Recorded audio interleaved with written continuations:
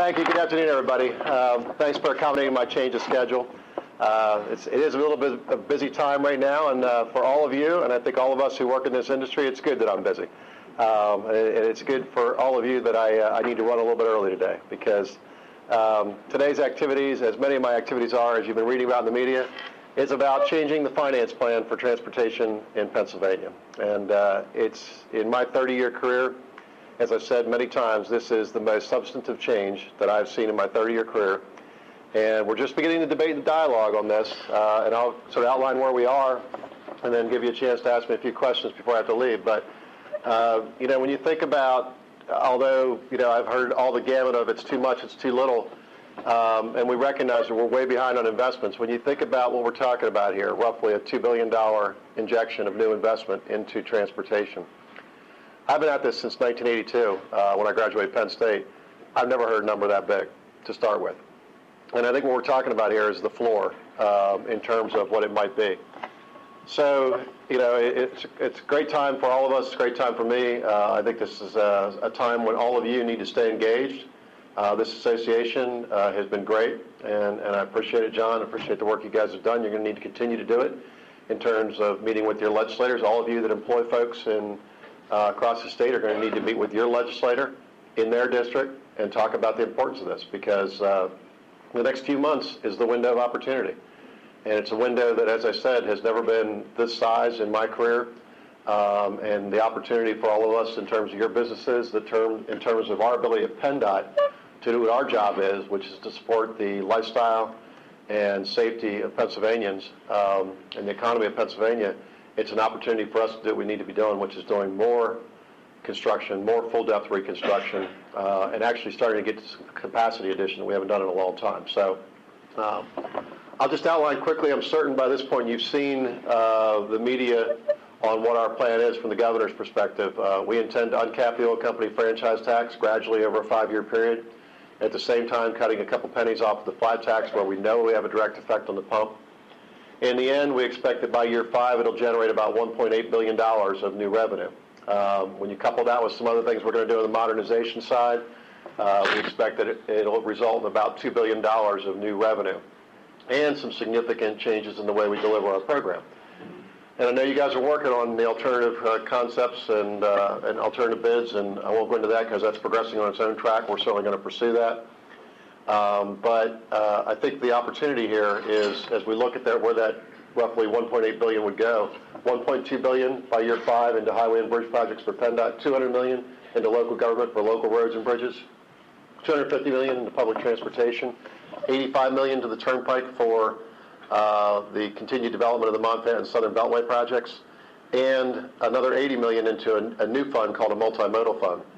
And for us at PennDOT, that means some restructuring of PennDOT, where we would take all the non-highway modes, eliminate one of our current deputy secretary positions, and create a new deputate for multimodal funding. And I think that's significant because for any of you who deal with any of your clients or whatever that might deal, I know you guys are all the concrete industry, but I'm sure you're involved with companies that move freight. And it's time for us to get seamless in the way we manage freight at PennDOT. And we're going to move ports from DCD back to PennDOT.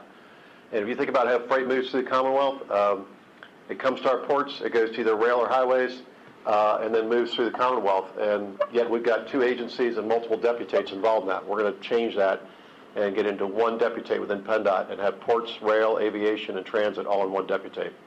And we're going to fund it with a multimodal fund that's, instead of an annual capital appropriations, budget appropriation process in the general fund, we're going to have dedicated funding that we know we can put into those different modes. And that's something that will help us do multi-year planning for these other modes, which I think is a substantive change in the way Pennsylvania is going to operate when it comes to dealing with these other modes.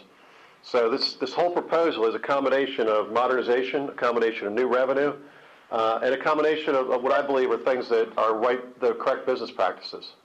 Whether we're talking about alternative bidding, whether we're talking about alternative technical concepts and piloting that, we're talking about consolidation within PennDOT, consolidation of mass transit agencies where appropriate, bridge bundling on the local level to reduce the cost and delivery of bridges, looking at modernizing the way we analyze traffic signals and making sure that all of you, on behalf of the traveling public, are getting updated signals. All these things are the right things to do coupled with an injection of additional funding. And I think the reason that we've gotten this far is because of groups like this and your efforts on the grassroots level to educate the elected officials and to participate in media education on this to make sure everyone's aware of the issue. And also because we're willing to say we need to not just look at money, but we need to look at the way we deliver projects. And I think when you look at these things combined, that's what people expect out of government, is efficiency, a willingness to look at the way we do our business and become more efficient and more proactive in the way we deliver our services to the public. And then if they're going to invest more money in us, making sure that they know we're investing it wisely. So the combination of all these things, I think, has gotten us to this point.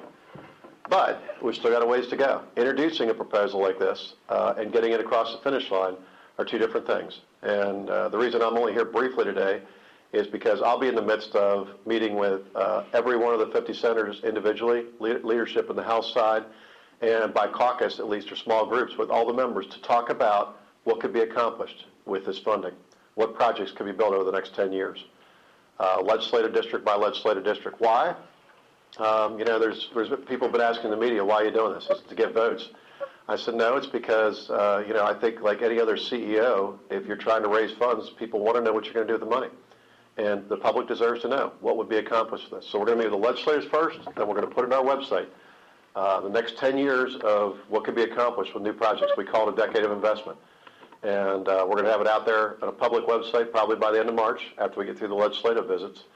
But we got a lot of work ahead of us to go around and talk about what could be done, what would happen if we don't do it, both in terms of job creation or job losses, what happens in terms of the quality of service we provide at PennDOT, in terms of taking care of roads and bridges, and what we'd be able to accomplish with the funding, and if we don't do it. And that's going to be a lot of work. And in the meantime, you can watch, I'm certain, if you enjoy, if you have nothing to do late at night on TV, I'm sure my appropriation hearings will be on. Always a lot of fun for me personally. And you'll hear, I'm certain, the criticisms from it's not enough, it's way too much. So where's the sweet spot, as I said in my initial post-budget press conference, as where's the sweet spot of what's the right number, what's the right amount, what's the right thing to ask of our citizens and the users to pay that can get us this package passed and be sufficient for our needs and help, and what's the amount that's perhaps too much or too little. And that's going to be where we're going to be negotiating for the next several months. And you all need to weigh in. I tell every group I speak to that this is not just Barry Schoch running around trying to convince the legislature and the media. This is an industry that has to convey the same types of characteristics that I'm talking about, which is a willingness to talk about modernization, a willingness to talk about better business practices that ensure the taxpayers that we're making good use of this funding, that we're modernizing to take advantage of the latest technical products and technology that's out there to put into our payments, and then the benefits that would be accrued to the citizenry in terms of the Commonwealth of Pennsylvania's economy and safety of the investment. And it's going to take an industry of people, and all of you are part of that. I'm going to rely on all of you, and I say that in a meaningful way, that I expect all of you to stay engaged. This is not, I'm in a temporary job here. I tell my staff that all the time. I'm your temporary employee, okay? I'm temporarily Secretary of Transportation for as long as the governor will have me or as long as he's in office. But the industry, as a part of this industry, I'll be a part of this industry the rest of my career, and all of you will be a part of this industry. And collectively, it's our time and our opportunity and our challenge to spend the next few months on one focus, and that's getting this accomplished. There's a lot of other things that are going to be important to your line of business and other lines of business and people that are represented within this overall industry. But I would ask you, what's more important? What's more important than seeing reliable financing going forward for all of you, for all of your businesses, for all of the industries that are represented in transportation, and for the economic and safety of Pennsylvanians for decades to come? I don't think there's anything that could be more important than what we're about to discuss here with the legislature and have a public debate in the next few months. So I think it's going to be important that all of you stay engaged. If you have relationships with your legislator in your district where your business is located, go see them. Talk to them about it. Explain to them the difference between what happens if we do this and what happens if we don't do it to your business, to the employees who live and work in his or her district. That's important to them. Explain to them from your perspective what it means in terms of our ability at PennDOT, what you see us doing today versus what we could be doing should we be funded in a different manner. Your industry experts, they're going to listen to you, and it's important you get out and stay engaged with them. And in the end, I think if we're successful, what you'll see then is a program that instead of dropping to a letting schedule of $1.6 billion a year by next year, which is where we're going to head to, from normally around $2 billion, we're going to drop down to about $1.6 billion. Instead of doing that, you'll see us ramping up to about $2.6 billion within the 5-year period. That's $1 billion difference. And when you talk about $1 billion in our world, that's 25,000 jobs. You know, if you just use the rule of thumb of 25,000 jobs for $1 billion. Most of those jobs are right here in Pennsylvania. Many of you would employ these folks. So the difference of doing it and not doing it is significant. And that's just on the PennDOT side of the spending. You lump it all together, we're talking about 50,000 jobs that could be created. If we don't do it, we could be talking about 12 or 13,000 jobs that we lost as we work our way down to a $1.5 billion letting schedule. And that's just in the folks that are employed in this industry. If you think about the effect on the economy, bad roads, posted bridges, it multiplies in terms of the effectiveness. And that's something I often say. When Alan Walker, our DCD secretary, gets called about a new company who's thinking about coming to Pennsylvania, almost always he'll call me and he'll say they want to talk to you because they want to know about mass transit in urban areas, about their people being able to get to work. They want to know about bridges in rural areas, or even on some of our major arterials where they know the bridges are old, and if they're going to be weight restricted, it's going to cost them money. And so transportation is a huge issue for us in economic competitiveness. Something you'll hear me talking about, you hear the governor talking about, public safety, economic competitiveness. From our perspective, those are the two primary reasons why we do this. So it's an interesting time. It's an exciting time. On behalf of all of you, I would say, again, for me personally, it's a tremendous honor to represent you as Secretary of Transportation for the industry. And I don't take it lightly, the responsibility I carry on behalf of this industry. And I need your support. The men and women at PennDOT have been outstanding in their willingness to examine business practices. And I know there's a bunch of them here. And they will tell you that I'm challenging them to look at everything we do and decide how we can do it better. In some cases, whether or not we should even do the things that they're routinely doing, which is not an easy question to ask yourself, if you think about that. To be asked, is the task I perform something we should even do as an agency? Yet the men and women at PennDOT have been aggressively working at that. We just published a next generation report that shows an annual savings of $50 to $70 million so far in the things that they have changed. So if there's any of them sitting at your tables, you ought to congratulate them. The work that they have done has gotten us to the table. And I can't stress that enough. That work they're doing on the next generation side has been a crucial leg to the stool that's gotten us to where we are. And we're going to continue to ask them to look at these business practices, and you'll be a part of that. I know John's on our State Transportation Innovation Council, where we invite the private sector to give us new ideas. We're going to keep asking. And I think if we as an industry can keep showing a willingness to challenge ourselves and not be held back by some old business practice that we've been doing for the last 10 or 15 or 20 years and say, you know what, there's a better way to do it. If we were starting over today, we'd change the way we're doing this because it'd be more effective.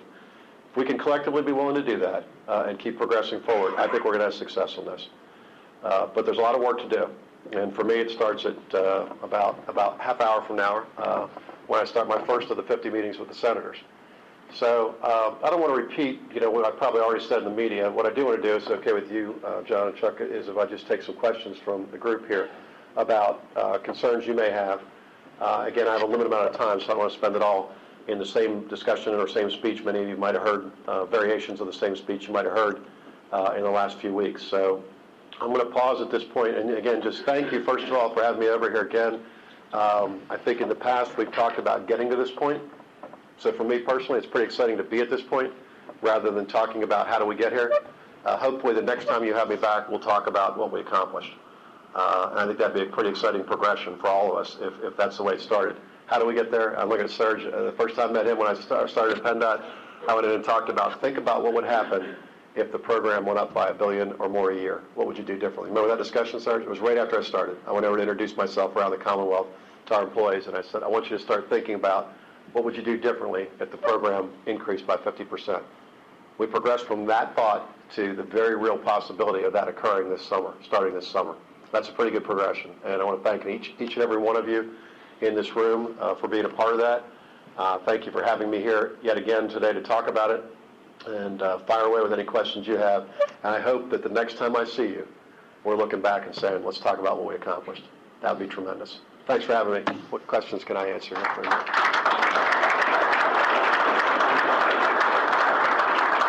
Mr. Wright, how are you?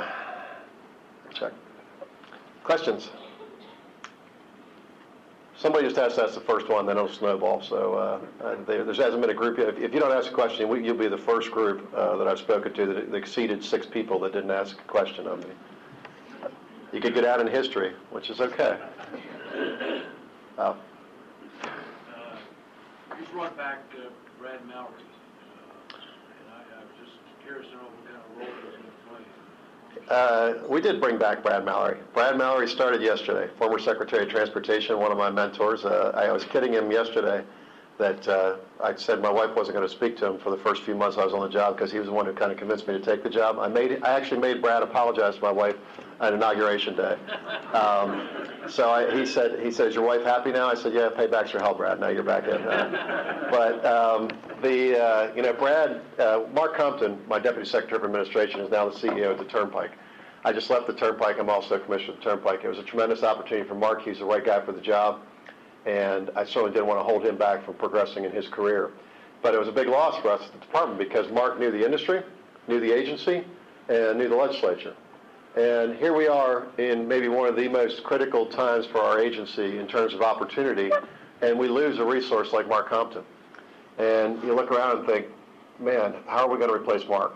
How are we going to replace somebody who knows the agency, knows the industry, and knows the political landscape to help in this really overwhelming task that we're facing, especially with the demands of my time? And Mark was going to be a big backup to that.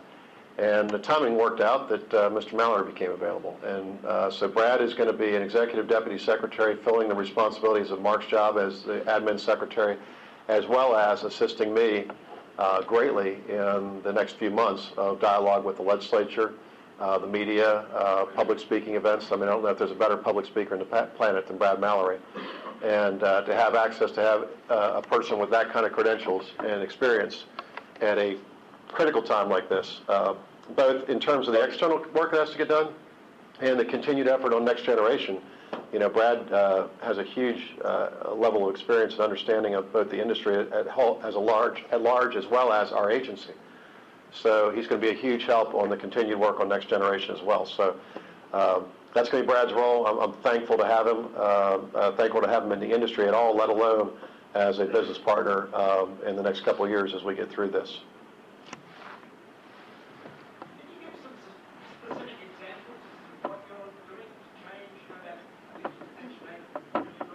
Sure. Already I'll tell you about a couple things like within PennDOT that we're doing, and then talk about some of the modernization things that we're going to include in the legislation.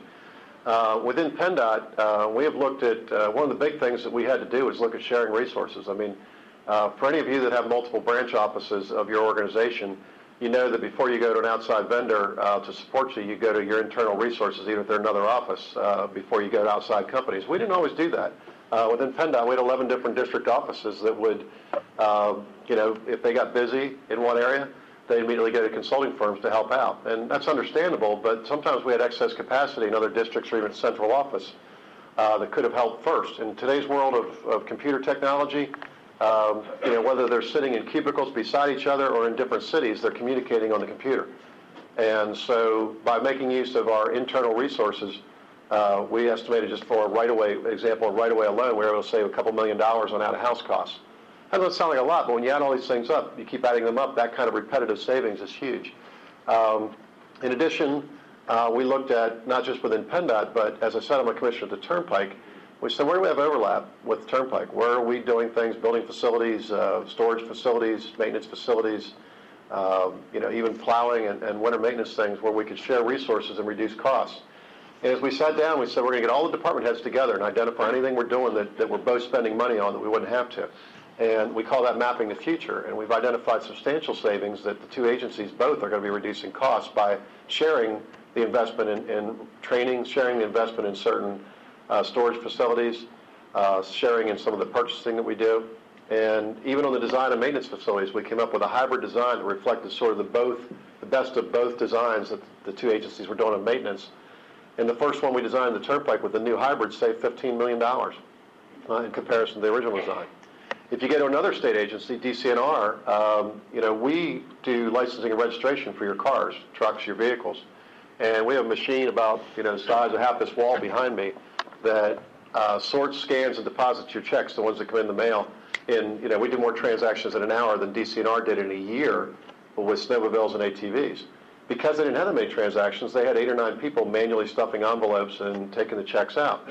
When Rick Allen and I got together, recognizing there was overlap between our agencies in maintenance and registering vehicles, et cetera, we decided to look into us putting a new barcode on their registration and seeing what the cost would be. The cost is going to be $20,000 a year instead of 8 or 9 people, which frees up 8 or 9 people for him for much needed application to state park services with no additional cost to the taxpayers. So we're looking at overlap between agencies. We're looking at internal business practices. Then for the new money that's coming in, I mentioned bundling of bridges. We're piloting right now in 3 counties in Pennsylvania, taking a look at a program management approach to the development of bridges. Instead of, for instance, a county might be doing 10, 12 bridges in the next 2 years. Instead of them designing them independently, we're going in up front and looking at it. What we found was, for instance, we have 3 counties, Luzerne, Blair, and Westmoreland County.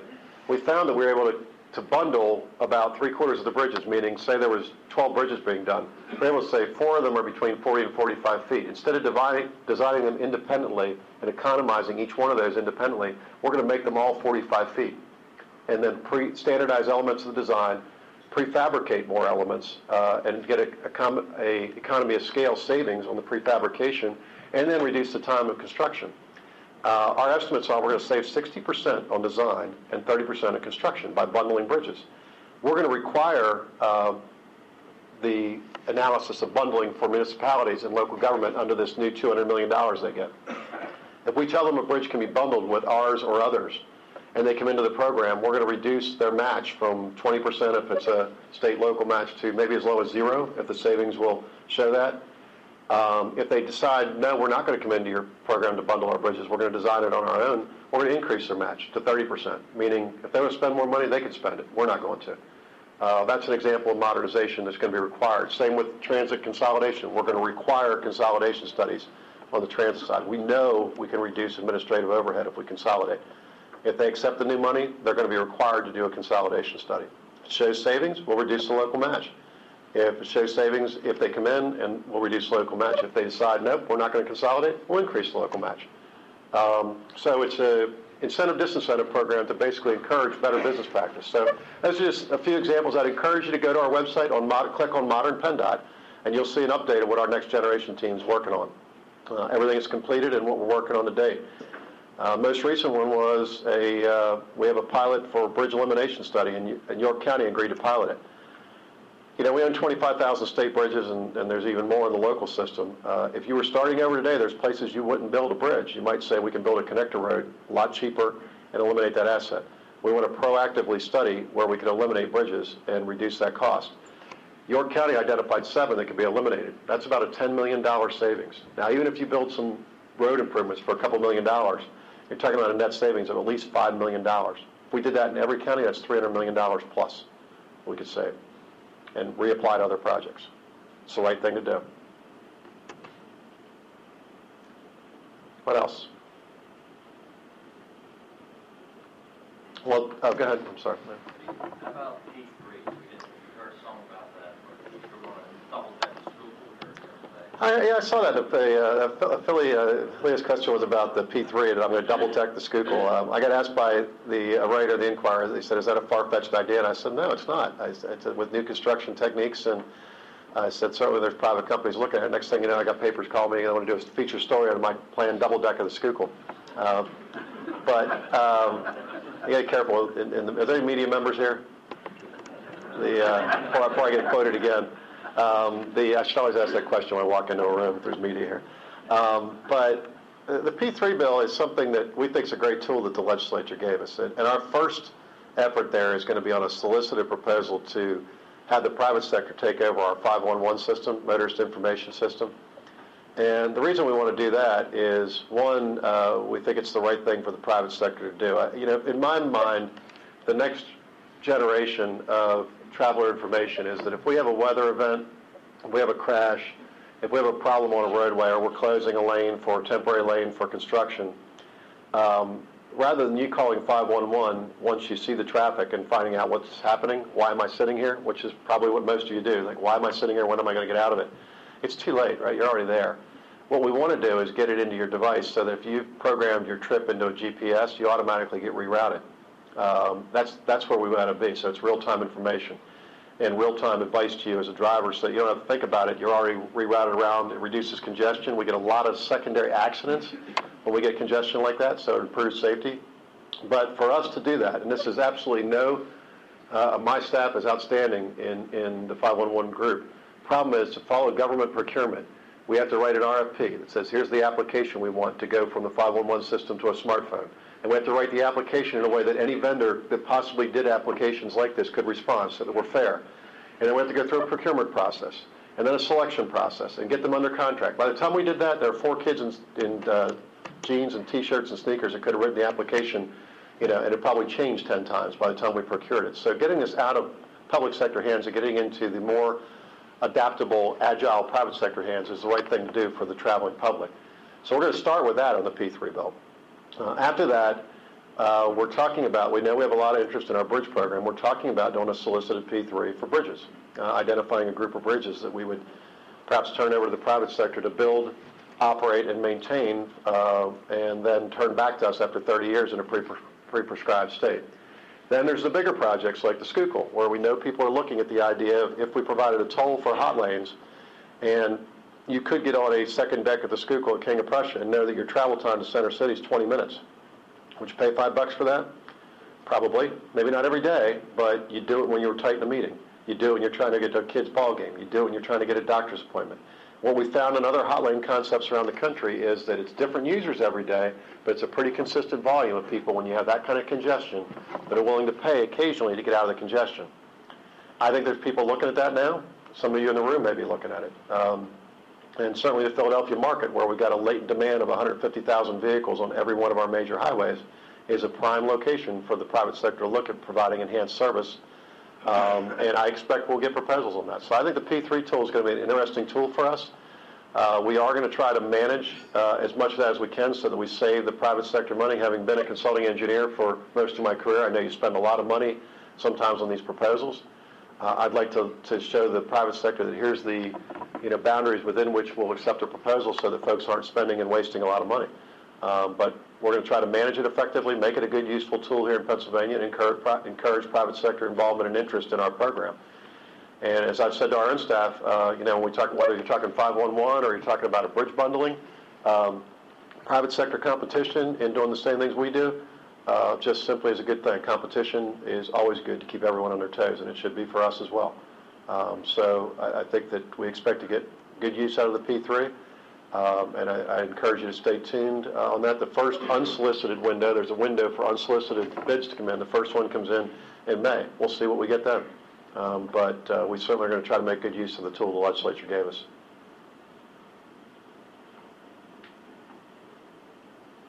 What's the department looking at from a long-term perspective? Short-term, obviously, we got the governor's proposal that's out on the street. In terms of cars being more fuel efficient, where are we going with vehicles miles? Well, in my opinion on where we've got to go to vehicle miles traveled, if you look at the mandated fuel increases of 40% increase by 2016, it'll take a little while for the fleet to turn over, meaning as people buy new cars and turn over. So I think around 2020, that decade is where you've really got to start thinking about converting from fuel-based taxes to something that's more mileage-based, because we're going to have a declining revenue source. Even with the uncapping of the oil company franchise tax and that growing with the price of gas, when you see alternative fuels coming on the market, that's going to keep the price of gas down because the demand's going to drop. So at some point, you're going to see the price of gas leveling off just because there's a break point between CNG, LNG, gas, there's going to be alternative fuels. So long term, we do have to introduce more mileage-based revenue. My own opinion on that is it should be in the form of tolling. Because I think if you try to talk VMT, where you put a transponder in everybody's car, the whole Big Brother aspect of that's just huge to fight. And the idea of being tracked in GPS and us sending you a bill saying, here's how many miles you drove and here's your bill, I don't think that happens for a long time. It could in the future, because I think, frankly, the younger generation has less of an issue with that than the older generation does. But I think that's a long ways off. You can look at an odometer tax, which would be mileage-based. The problem there is, what do you do with out-of-state folks? We have a lot of out-of-state traffic that passes through the state. How do you charge them? Tolling, on the other hand, is very low cost these days because you do it all electronically. We're heading towards that in the turnpike to an all-electronic tolling system. And you didn't have to toll every road. You could toll interstates. Matter of fact, Map 21 allows tolling of bridges that previously could not be tolled for the reconstruction of the bridge. We're looking at that as another potential solicited P3 down the road to introduce more tolling. So I think the transition has to go to where we introduce tolling, and then slowly tolling becomes more the predominant way we collect our revenue rather than fuel taxes. Maybe at some point even eliminating the remainder of the flat tax as a trade-off, saying that we will recognize that we're introducing another cost in the form of tolling, but we trade that off by saying we'll eliminate the remaining 10 cents of the flat tax for consumers. So I think that's going to be the future. We'll see what happens. Chairman Schuster is the new, obviously, chair in Washington. There's a new bill going to be coming out in 2 years out of Washington. I expect to be involved in that personally with the chairman. He's asked me to come down and help him with different language, and I'm going to be pushing for more flexibility in tolling for exactly that reason. The other part of the future that we are already starting to plan for is autonomous vehicles. The car manufacturers are going to have, by the latter part of this decade, technology that has vehicles talking to one another. And you don't have to listen to my word on that. Go talk to them. And they're doing it because if you're a parent and you got a 16-year-old kid and you could buy a car that could not run off the road, could not speed, could not run into another vehicle, would you buy it and sleep better at night? Of course you would, even if it costs a little more. And that's why they're putting it in the vehicles. It's going to greatly improve safety. But if you think about our investments, if you're looking to 20 years in the future, and you all know we design projects 20 years out. So if we're starting a new project that we expect to be open to traffic in, pick a year, 2018, the design year is 2038. In 2038, will the fleet be autonomous? I'll bet you it will. And if it is, and cars self-platoon, what's that mean to the capacity of a lane? It means you get more cars per lane. What's it mean to our investment in roadside safety if the cars themselves won't run off the road? We spend a lot of money on roadside safety. We're starting to look at that. So it's not just funding, it's also what do we have to start changing in our design standards? What do we have to start changing in our investment patterns, and when? If you're interested in that, we're about to embark upon a study with Carnegie Mellon on that very topic, looking at Pittsburgh as a test study.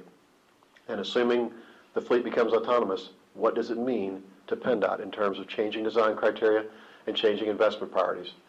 This agency needs to start looking at that. So it's a combination of how we fund it and what do we change in design to accommodate the changing fleet, both in the way it's fueled and the way it's driven. Interesting stuff. Interesting stuff. One more? No takers? Well, again, thank you very much for having me. Enjoy the rest of your conference. And again, thank you for your efforts to date on what we've been able to achieve collectively on this finance. And stay tuned, stay involved. And hopefully, like I said, the next time that Mr. Becker invites me back, we'll be talking about what we accomplished rather than what we have to accomplish. Thank you all. Great to see you.